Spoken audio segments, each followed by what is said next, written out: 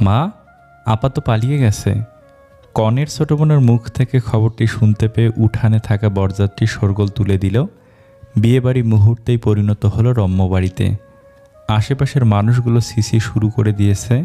রিয়ার শরীর কাঁপছে। কিছু সময় পূর্বেও আপাকে সে ঘরে দেখেছে, এরই মধ্যে কোথায় চলে গেল। দুঃখে তার কান্না পাচ্ছে। মা বলেছিল আপার সাথে থাকতে, কিন্তু সে তো থাকেনি। ইতিমধ্যে বরের বাড়ির লোকজন হুঙ্কার তুলে দিয়েছেন। রিয়া খুব ভয় পাচ্ছে। পরিবেশ কেমন ভয়াবহ হয়ে উঠেছে। ও দৌড় লাগালো সোজা বাড়ির মেইন ফটক বরাবর। বিশাল মাঠ, শস্যের ক্ষেত পেরিয়ে ছুটতে লাগলো। এদিকে তার দুটো চোখ নোনা জলের ফোয়ারা নামিয়েছে। ও চিৎকার করে ডাকলো, আপা, আপারে, কোথায় তুই? কোনো সাড়া এলো না। রিয়া পাগলের মতো চারপাশে ছুটোছুটি করলো। এই বিয়েটা না হলে বাবা মা মুখ দেখাতে পারবে না।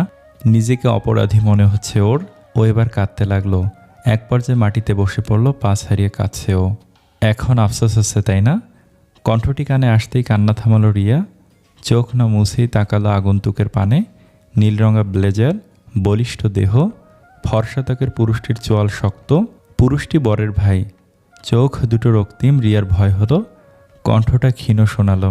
রিয়া বলল, আপনারা খুব খারাপ, খুব খারাপ আপনারা। কথাটি বলেই উঠে পড়ল ও। রিসান দেখল কন্যাটি পুনরায় ছুটে চলেছে, এদিক সেদিক বিভ্রান্তের মতন করে। তবে পালিয়ে যাওয়া কনেকে কি আর এত সহজে পাওয়া যায়? বিকেল পেরিয়ে সন্ধ্যা নেমে এসেছে। রিয়ার মা ফাহামিদা চিন্তিত, উৎকণ্ঠিত। তার স্বামী সেই কখন বেরিয়েছেন, অথচ এখনও ফেরেননি। নিশ্চয়ই মেয়েকে খুঁজে পাননি। এদিকে আত্মীয় স্বজনরা বলে বলে মুখের ফেনা তুলে ফেলেছে। মনে হচ্ছে কান পচে যাচ্ছে। তবুও প্রতিবাদ করছেন না তিনি। কোন মুখেই বা প্রতিবাদ করবেন? ধীর পায়ে বাড়িতে প্রবেশ করলো রিয়া। তাকে দেখতে প্রাণহীন মনে হচ্ছে। রিসান ঘাড় ঘুরিয়ে দেখল ওকে। চোখে মুখে বিরক্তি। তখন প্রায় এশার আজান হয়ে গেল, অথচ কনের কোনো খোঁজ পাওয়া গেল না। রিয়া কাঁপছে। ওর হাত ধরে টেনে নিয়ে গেল রিসান বাড়ির পেছনের দিকটায়। চেপে ধরল দুটো হাত। ব্যথায় কন্যাটির মুখ লাল হয়ে এলো। সমস্যা কি তোমার? কেন এমন করলে? আমি না হয় খারাপ, কিন্তু আমার পরিবারের কি দোষ? কেন এমন করলে? রিসানের কথায় কিছুই বুঝল না রিয়া। তাকিয়ে রইল ফ্যালফ্যাল দৃষ্টিতে। অ্যান্সার মি, স্টুপিড কোথাকার। রিসান যেন রাগে ফুঁসছে। ওর মাথা কাজ করছে না। বিষয়টা সম্মানের। আই এম শিওর তোমার বোনকে না পেলে তোমাকে বিয়ের আসরে বসিয়ে দেব। এ কথা বলেই কিছুটা জোরেই ধাক্কা দিল রিসান। মেয়েটির পিঠ ঠেকল প্রাচীরে। হাত লাগলো প্রকাণ্ড গাছটার সাথে। মুহূর্তেই ভেঙে গেল কাঁচের চুড়ি, যার টুংটুং আওয়াজ কানে এলো রিসানের। সে তাকালো না অবধি, অথচ তাকালে দেখতে পেত কোমল ফর্সা হাতটি লাল রঙে সেজে উঠেছে। রাত তখন 10টা। কনেকে পাওয়া গিয়েছে। রিয়া বিহ্বল, বোনের পানে তাকিয়ে। খানিক বাদে দরজা লাগিয়ে দিল। একদম কাছে এসে বসল। আপা, এই আপা। মেহনুর দৃষ্টি ফেরালো না। রিয়া যেন ভেতরে ভেতরে ধ্বংস হয়ে যাচ্ছে। সব থেকে বিস্ময়ের ছিল মেহনুরকে পাওয়া গেছে গ্রামের শেষ দিকে। সে ফিরছিল বাড়ির দিকে। যদি ফিরতেই হতো, তবে পালালো কেন? এই প্রশ্নটি রিয়াকে বিস্মিত করে যাচ্ছে। বুকের ভেতর আনচান করছে। দরজায় আঘাত পড়ল। বিয়ে শুরু হবে। রিয়াকে কিছু বলতে হলো না। মেহনুর নিজে থেকেই উঠে গেল। দরজা খুলে চলে গেল। সবটা যেন এক আকাশ সমান বিস্ময়ের সৃষ্টি করলো। বাড়ি ভরাট করে আছে মেহমান। তারা যায়নি, যেন বিশ্বাস ছিল আজ বিয়েটা হবে, কিংবা তামাশা দেখার জন্য অপেক্ষা করছিল। 3 কবুল বলে আপার বিয়েটা হয়ে গেল। রিয়ার মনে হলো সে ঘুমের ঘোরে কোনো স্বপ্ন দেখছে, রূপকথার মতন। যেন চারপাশে অতি আশ্চর্য সব ঘটনা, স্বাভাবিক বইকে আর কিছুই না। কনে বিদায়ের বেলায় কেউ কাঁদছে না। খুব সাদামাটাভাবে কনে বিদায় হচ্ছে। রাতও কম হয়নি, তাই দ্রুতই হচ্ছে সব। মেহনুরের সাথে রিয়াকেও পাঠানো হবে। রিয়া বোনের কাছাকাছি আসতে যাচ্ছে। ওর অন্তরে একরাশ প্রশ্ন জেগেছে, অথচ উত্তর খোঁজার ফুসরত নেই। একটু সুযোগ হলো বটে, তবে শেষ রক্ষাটা হলো না। রিসান তাকে টেনে নিয়ে এলো। আধার রাত, চারপাশে স্তব্ধ। পোকামাকড়ের ক্ষীণ আওয়াজ শোনা যাচ্ছে। রিসানের স্পর্শ তাকে ভীতু করে তুলল। ব্যান্ডেজ করা হাতটায় ব্যথা লাগলেও কণ্ঠতে কোনো শব্দ নেই। কোনো পাকনামি করবে না, নতুবা মাঝ রাস্তায় ফেলে দেব। তখন কেঁদেও কুল পাবে না। এবার রিয়া রাগ হলো। এই পুরুষটি একটু বেশি করছে আজ। ও সজোরে ধাক্কালো, তবে কোনো লাভ হলো না। বলিষ্ঠ পুরুষ, নড়ল না এক চুলো, বরং লম্বা দেহটা কিছুটা বাঁকিয়ে চোখে চোখ রাখল। চাঁদের আলোয় দৃষ্টি মিলে গেল যেন। তবে এই দৃষ্টিতে প্রেম নেই, আছে কেবল তিরস্কার। তোমার ভাগ্য ভালো, মেহনুরকে পেয়েছি, নতুবা ভাইয়ের সাথে বিয়েটা তোমার হতো। সমস্ত শরীর জ্বলে গেল রিয়ার। ওর কণ্ঠে এবার জোর এলো। বললেই হলো, আমার বিয়ে কার সাথে হবে এটা আপনি ঠিক করবেন? রিসান জবাব দিল না, প্রসঙ্গ বদলে বলল, লিসেন, আমার মাথা ব্যথা করছে, নো বকবক। বাসায় যাচ্ছ অতিথি হয়ে, খারাপ হতে বাধ্য করবে না। কথাটা শেষ করে এগোলো রিসান, এলো গাড়ির কাছে। মেহনুর গাড়িতে উঠে বসেছে। বাকি গাড়িগুলো পূর্ণ, একটা সিটও দেখা যাচ্ছে না। অসহ্য নয়নে রিয়ার পানে তাকালো সে। মেয়েটার কান্না পেল। পুরুষটির দৃষ্টিতে অবজ্ঞা, অথচ এতটা পথ এই লোকটার সাথে যেতে হবে।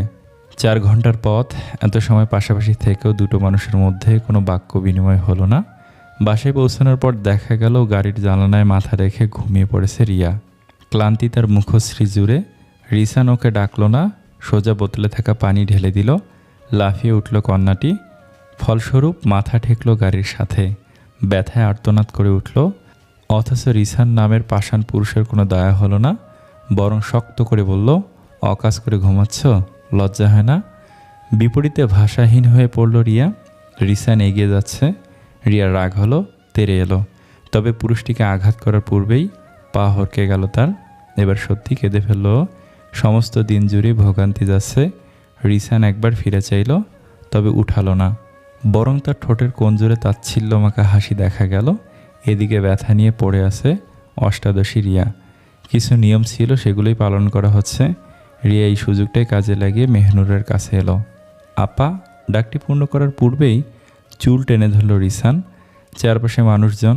আর্তনাদ করতে না পেরে রিয়া দমে গেল। রিসানের চোখে মুখে আক্রোশ। কেন বারবার এমন করছেন? আপার সাথে কথা বলতে দিচ্ছেন না কেন? তুমি বাড়াবাড়ি করছো। এইটুকু কমন সেন্স নেই? একটু পর ওদের বাসর রাত, আর এই সময় আজে বাজে কোশ্চেন করতে যাচ্ছ। রিয়া বুঝতে পারল, তবে দমল না। তার ভেতরকার জিজ্ঞাসাগুলো তাকে রুখতে দিল না। আপা কেন ফিরে এলো? এত কষ্ট করে যাওয়ার পর কেন ফিরে এলো আমায় জানতেই হবে। এর মানে সত্যি মেহনুরকে পালাতে সাহায্য করেছিলে? পা থেমে গেল রিয়ার। বুকের ভেতরটা আর্তনাদ করে উঠল। রিসান ওর বরাবর এসে দাঁড়িয়েছে। এবার তাকালো কোমল হাতের পানে, ব্যান্ডেজ করা। তবে মায়া হলো না ওর। হাতটি চেপে ধরে বলল, খুব খারাপ করলে, রাগটা আমার সাথে, অথচ ভোগান্তি দিলে আমার পুরো পরিবারকে। তোমার এই সুন্দর জীবনটা এবার তছনছ হবার পালা। Ready for my torture baby girl, ready থাকো। শান্ত পরিবেশ। রিয়ার চোখ থেকে এক বিন্দু অশ্রু গড়িয়ে পড়ল। রিসানের ব্যবহার তাকে কষ্ট দিচ্ছে। পুরুষটি সর্বদাই ওকে কষ্ট দিল। নিষ্ঠুর লোক। একটা ধাক্কা দিয়ে চলে এলো রিয়া। এসে দেখল মেহনুরকে ঘরে পাঠানো হয়েছে। চারপাশে হাসি ঠাট্টা চলছে। এদেরকে দেখে বোঝার উপায় নেই এদের বাড়ির বউ পালিয়ে গিয়েছিল। মনে হচ্ছে সব কেমন স্বাভাবিক। এর কিছুই বুঝতে পারছে না রিয়া। রাতও কম নয়, 2টো বাজে। রিয়ার চোখের জলটুকু মুছে নিল।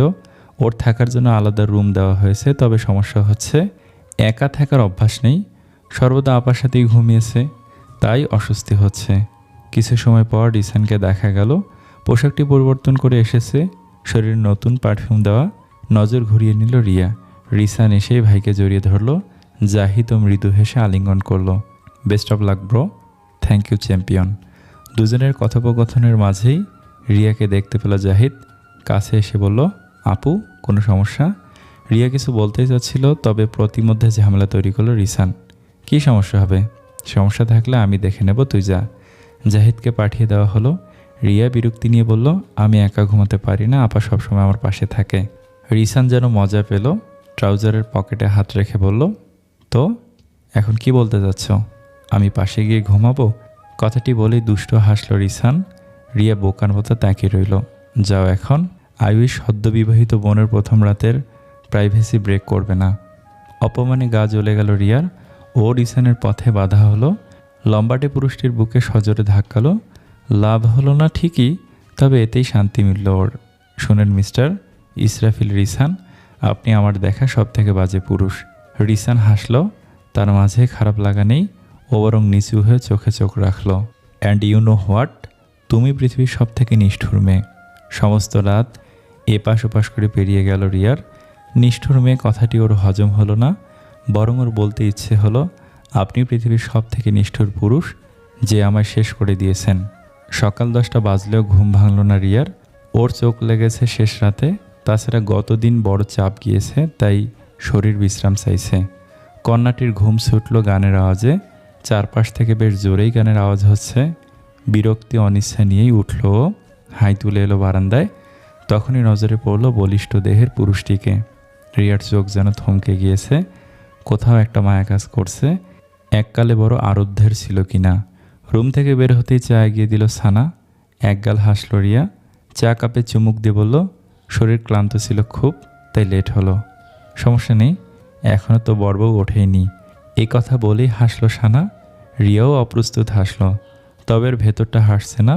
ওর মনের প্রশ্নগুলো পুনরায় জেগে উঠেছে। সানা রিয়ার বেশ অনেকটা বড়, তবে কথায় মায়া রয়েছে, তাই রিয়ার ভালো লাগে। দুজন কথা বলতে বলতে বাগানে এলো। পুরো বাগান ফুল দিয়ে সাজানো হয়েছে। পরিবেশে ভেসে বেড়াচ্ছে মিষ্টি গন্ধ, সেই সাথে মৃদু মন্দ হাওয়া। সুন্দর একটি পরিবেশ, অথচ রিয়ার জন্য সুন্দর হলো না। কোথা থেকে যেন পানি এসে ভিজিয়ে দিল ওকে। বিষয়টা এত দ্রুত ঘটল যে বোঝার সময় অবধি পেল না রিয়া। সমস্ত শরীর ভিজে একাকার। সানা চেঁচিয়ে উঠল, হায় আল্লাহ রিসান, এটা কি করলি? রিসান ঘাড় ঘুরিয়ে তাকালো। তার মুখশ্রীতিতে বিশেষ কোনো আবরণ নেই, সবটা যেন স্বাভাবিক। আমি কেমন করে জানবো ও ওখানে দাঁড়িয়ে? আশ্চর্য, দেখে চলে না কেন? ব্রেনের সাথে চোখটাও নিই নাকি? রিয়া ফুঁসে উঠল, কি বললেন? এ কি? ও দেখি কানেও কালা। রাগে আক্রোশে কান্না পেল রিয়ার। সানা ওদের দুজনের মাঝে এসে বলল, অনেক হয়েছে, থাম তোরা, আমি তোয়ালে নিয়ে আসি। তোয়ালে আনতে যেতেই পুনরায় পানি দিয়ে ভিজিয়ে দিল রিসান। রিয়া নিজের রাগ সামলাতে ব্যর্থ হয়ে তেড়ে গেল। পানির পাইপ ফেলে রিসানও ছুট লাগলো। দুজন ছুটছে তো ছুটছেই, নিজের অবস্থান যেন ভুলে বসেছে। বাগান পেরিয়ে ওরা পুলের দিকে চলে এসেছে। রিয়ার খুব মজা লাগছে, অন্যরকম একটা অনুভূতি হচ্ছে। ও ছুটতে ছুটতে নিজের কন্ট্রোল হারিয়ে ফেলল, পড়ল সুইমিং পুলে। আচমকা হয় বেশ কিছুটা পানিও খেতে হলো। রিসান কিন্তু অমনি দাঁড়িয়ে আছে। রিয়ার এবার সবটা মনে পড়ল। রিসান তার শত্রু, নিষ্ঠুর পুরুষ। একটা মন খারাপ ছড়িয়ে পড়ল চারপাশে। উপরে ওঠার চেষ্টা করে ব্যর্থ হলো রিয়া। পুলটা নতুন করা হয়েছে, সিঁড়ি বসানো হয়নি, বেশ গভীরও। ওর নাকাল হওয়া দেখে মজা পাচ্ছে রিসান। এরই সাথে ভাবছে মেয়েটির আক্রোশ। একবার মুখ ফুটে বলছে না সাহায্যের কথা। রিসান হতাশার শ্বাস ফেলল, হাত বাড়িয়ে দিল। রিয়া তখন ফ্যালফ্যাল করে তাকিয়ে, উঠে এসো, প্রয়োজন নেই। কথাটা শেষ করে রিয়া পুনরায় ওঠার চেষ্টা করলো, তবে পারল না। সে মাঝামাঝি উচ্চতার একটা মেয়ে, আর পুলটির গভীরতা অনেক বেশি। একা উঠে আসা ওর জন্য অসম্ভব। রিসানের মুখশ্রী ক্রমেই গম্ভীর হলো। ও ধপাস করে পানিতে ঝাঁপিয়ে পড়ল। ডুব দিয়ে মেয়েটির নিকটে এলো। কোনো রকম অসভ্যতামি করবেন না। রিসান তাকে পাত্তা দিল না, বরং কোমর চেপে উপরে উঠিয়ে দিল। তারপর নিজেও উঠে এলো। পুরো সময়টা রিয়া মৌন রইল। রিসান চুলের পানিটুকু হাতের সাহায্যে ফেলে দিয়ে বলল, বেবি গার্ল, তোমাকে ভেঙে গুড়িয়ে দেব আমি। অসহ্য অনুভূতিতে ছেয়ে যাবে তোমার শহর। সানা একবার রিসানের দিকে তাকাচ্ছে, একবার রিয়ার দিকে তাকাচ্ছে। কিছু বুঝতে পারছে না ও। রিয়া নিজেও নির্বিকার। রিসান এবার জবাব দিল, বলেছিলাম না এমএ কানা, তাই পুলে পড়ে গিয়েছিল আর উঠতে পারছিল না। শেষ কথায় কিছুটা তাচ্ছিল্য মিশে আছে। রিয়ার মন খারাপটা আরও বৃদ্ধি পেল। তার উচ্চতা 5 ফুট 2। এদিকে রিসানের সব বোনের উচ্চতা 5 ফুট 5-এর উপরে। এমনকি মেহনুরও ভীষণ লম্বা। বেটে না হয়েও কেমন একটা অনুভূতি হচ্ছে। সানা রিসানকে চোখ রাঙিয়ে বলল, চুপ কর তুই, এখন যা, ঠান্ডা লেগে যাবে। রিসান কথা না বাড়িয়ে চলে গেল। মন খারাপ নিয়ে ফিরল রিয়া। সানা তাকে আর কোনো প্রশ্ন করল না। রুমে ফিরে শাওয়ার নিয়ে একেবারে তৈরি হয়ে বের হলো ও। আহামরি কোনো সাজগোজ নেই, খুবই সাধারণ তবে সুন্দর। সানা বেশ গর্জিয়াস মেকআপ করেছে। ও বলল বিউটিশিয়ানের কাছ থেকে একটু মেকআপ করে নিতে, তবে রিয়া নাকচ করলো। চেয়ে রইল অদূরে দাঁড়িয়ে থাকা পুরুষটির পানে। অফ হোয়াইট রঙের ব্লেজার, অতিরিক্ত সুন্দর লাগছে রিসানকে। রঙটি যেন তাকে আলিঙ্গন করে আছে। কনের বাড়ি থেকে লোকজন এসেছে, তাদের সর্বোচ্চ আপ্যায়ন চলছে। এদিকে রিয়া মেহনুরের কাছাকাছি আসার জন্য অস্থির হয়ে আছে। সুযোগ পেতে রুমে প্রবেশ করলো। অদ্ভুত সুন্দর লাগছে মেহনুরকে। রিয়া আপাকে জড়িয়ে ধরল। মেহনুর মৃদু হাসার চেষ্টা করলেও বিশেষ কোনো বাক্য করল না। আপা, তোর কি হয়েছে? তুই পালিয়ে কেন গিয়েছিলে? এমন না জাহিদ ভাইয়াকে তোর পছন্দ না? অনেক দিন ধরে একে অপরকে পছন্দ করিস, অথচ পালিয়ে গেলি বিয়ের দিন। পালিয়ে যাওয়ার পর ফিরেই বা এলি কেন? টানা প্রশ্নগুলো করল রিয়া। মেহনুর জবাবহীন বোনের বাহু টেনে ধরল রিয়া। ওর মনের মাঝে থাকা প্রশ্নগুলোর হুঙ্কার তুলল। বল, কেন এমনটা করলি? মেহনুর বোনের পানে তাকালো। গুমোট হয়ে আসে ওর অনুভূতি। হয়তো কিছু বলতে চাইছে, তবে অজ্ঞাত কারণেই কণ্ঠটা স্থির হয়ে আছে। মেহনুর, এখনও বসে আছো? কথাটি বলেই হাসলো রিসান। ঘরে প্রবেশ করলো। রিয়ার অনুভূতিরা হারিয়ে গিয়েছে। ছেলেটা সর্বদা ঝামেলা তৈরি করে। মেহনুরের মাথাটা নত হয়ে আছে। রিসান মৃদু স্বরে শক্তভাবে বলল, যাও, তোমার বাড়ির লোক এসে গেছে, বাইরে মেয়েরা অপেক্ষা করছে। বিনা বাক্যে চলে গেল মেহনুর। তারপরই রিয়ার রাগটা প্রকাশ পেল। ছেলেটার কলার চেপে ধরল। আপনার সমস্যা কি? তোমার সমস্যাটা কি? কেন বারবার এমনটা করছো? সমস্যা তো আপনার। আপার কাছে আসতে দিচ্ছে না কেন? কি সত্যি লুকিয়ে আছে এখানে? কোনো সত্যি লুকিয়ে নেই। আছে, আলবাত আছে। নেই, আছে। বললাম তো নেই। রিসানের কণ্ঠটা একটু বেশি বেজে উঠেছে। ও চোখ বন্ধ করে ফেলল। নিজের রাগকে আড়াল করে রিয়ার দু বাহুতে স্পর্শ করলো। মেয়েটার দু চোখ ভেজা। প্লিজ ঝামেলা করবে না। আমি ঝামেলা করছি না রিসান, আপনি করছেন এসব। ঘৃণা হচ্ছে আমার। কথাটি শেষ করেই নিজেকে ছাড়িয়ে নিল রিয়া। বেরিয়ে গেল ছলো নয়নে। সেদিকে তাকিয়ে রিসান হাসল। মনে মনে বলল, ঘৃণা তো তোমায় করা উচিত মেয়ে, নিষ্ঠুর কোথাকার। এক চোট কান্না করে মেকআপ নষ্ট করে ফেলল রিয়া। পুনরায় সাজতে ইচ্ছে করছে না। ও জামা বদলে নিল। একটা সাধারণ কাপড়ে বেরিয়ে এলো। আসতেই নজরে পড়ল রিসানকে। পুরুষটিকে এক নজর দেখে নিয়ে অন্যদিকে চলল ও। রিসানও কিছু বলল না, শুধু দীঘল শ্বাসে ভেসে গেল বুক। পরিবারের সকলকে দেখে রিয়ার মন ভালো হয়ে গিয়েছে।